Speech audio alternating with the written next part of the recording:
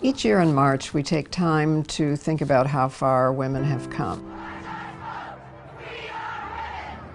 In the past 50 years, women have banded together, done the most important thing, which is to tell the truth about what's happening to them. Because of that, we have changed a lot of laws. And change is built from the bottom up like a house, not from the top down.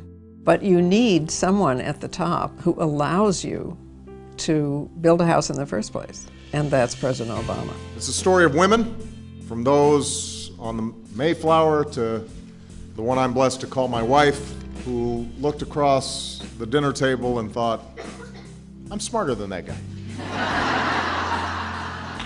From his personal life, who he married, how he treats his daughters, he understands that women are absolutely full human beings. He has a good heart, a good mind, treats people with dignity, doesn't court conflict, and represents, I think, the best in this country. In every speech that Obama gives, there is evidence of his belief in equality. And President Obama knows that if women were paid equally in this country, there would be $200 billion more circulating in the economy. Each woman would get an average of $148 more a week, and every woman of color would get $262 more a week, and that would mean a huge amount to every working family. So he passed the Lilly Ledbetter Fair Pay Act as his very first act in the White House. It gives us much stronger legal tools to gain equal pay. It is upholding one of this nation's founding principles, that we are all created equal, and each deserve a chance to pursue our own version of happiness.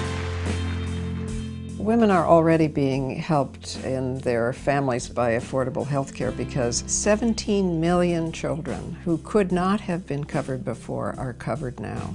In about 2 years, it will help more because right now, women are paying an average of 50% more for health insurance than men are because of gender rating. And because of the Affordable Health Care Act, this will no longer exist. When it comes to women, preventive care should include coverage of contraceptive services such as birth control. If you've been listening to the Republican candidates in the primary, you know that each and every one of them would criminalize abortion and outlaw quite a few forms of birth control. Whether or not women can determine when and whether to have children is the single biggest element in whether we're healthy or not, whether we're educated or not, how long our life expectancy is, whether we can be active in the world or not. This presidential election is a turning point. We will lose what we have gained if any Republican candidate were to win. So the question is, will we be active? Will we get out there? Will we be self-respecting? And forget about party labels and vote for ourselves. Vote for our fundamental human rights and have an even better Women's History celebration in a few years.